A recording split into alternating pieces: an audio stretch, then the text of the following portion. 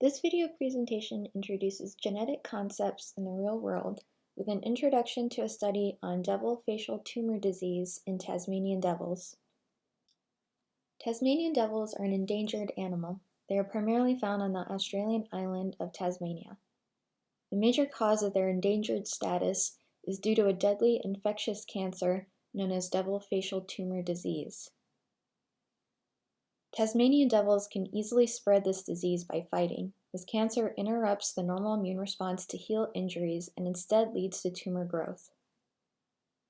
Australia reported an 80% decline in the devil population in the last 20 years, and since the discovery of this disease, it has been the focus of many research efforts, including findings of spontaneous tumor regression.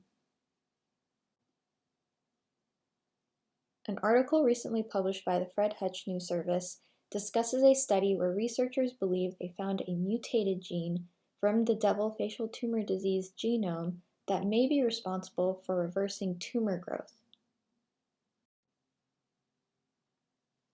Researchers compared the genome of regular, non-regressed tumors with the genome of tumors that demonstrated reversed growth. Using a reference for genes associated with cancer, researchers could identify target genes to analyze. This helped them identify a single base substitution mutation in a gene called RASL11A. Therefore, regular cancer cells, which had the wild type, were non-regressed tumors, while tumors that regressed on their own had a mutation which activated the RASL gene. And this discovery led researchers to refer to genetic tools such as CRISPR to create the mutation in a lab setting and see if they could replicate a condition where the tumors regressed. The specifics of CRISPR technology is not fully covered in the article, but we can visualize it here. CRISPR technology utilizes the natural defense mechanism of bacterial cells against invading viruses. When a virus comes along, it can release viral DNA into bacterial cells.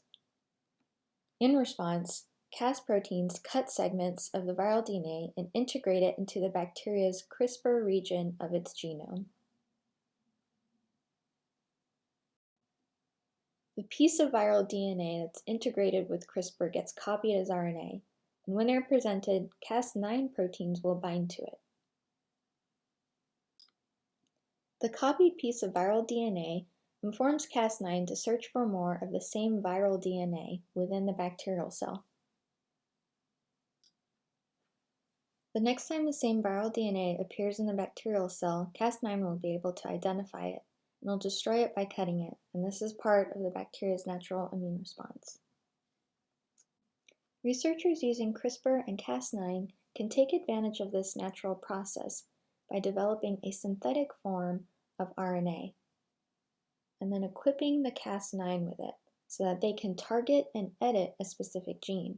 In this case, the target is the tumor gene RASL11A.